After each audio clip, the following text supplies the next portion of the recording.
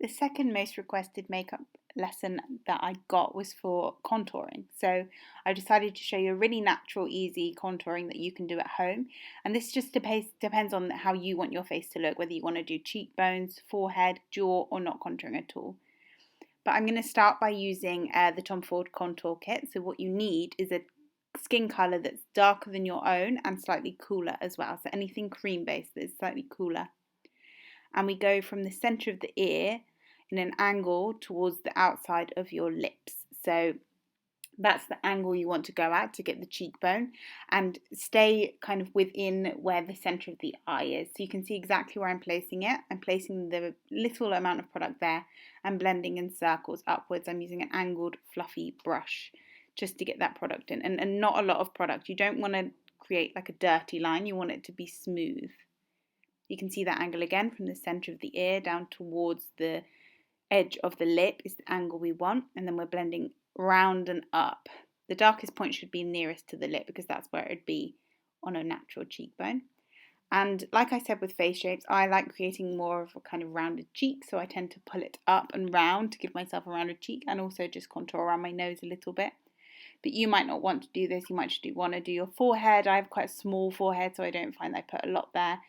I like to put a little bit around my jaw, but again, it's all up to you. The thing with contouring is shaping, so you need to base it on your face shape and not just do like a cookie cutter way of contouring your face. Just work out what you like best.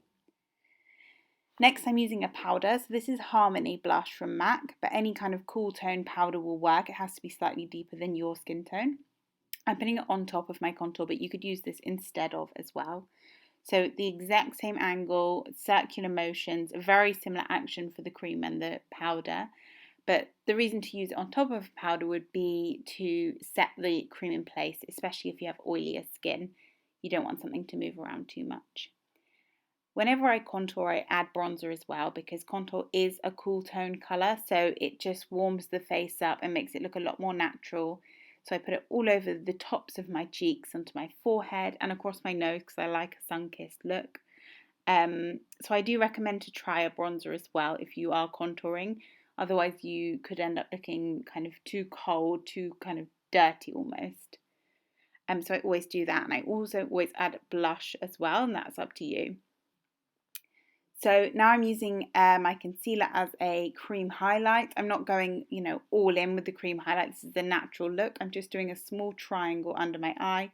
I'm bringing it slightly lower than I normally would and higher up into the cheekbone.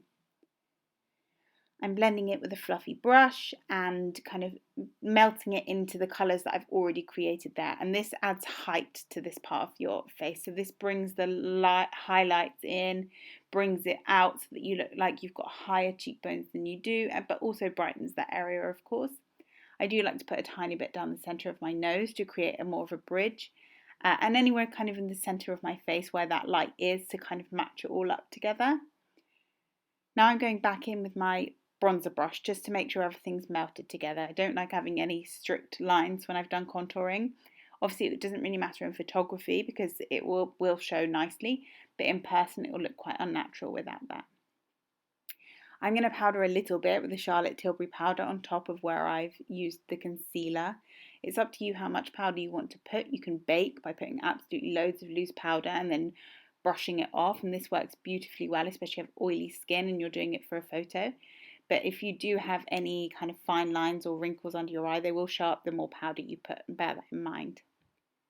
So like I said, now I'm adding a blush. This is Mocha Blush from MAC, and I like to put it on the centre of my cheeks. I like having that apple of my cheek quite stand out, so that's why I do add quite a bit.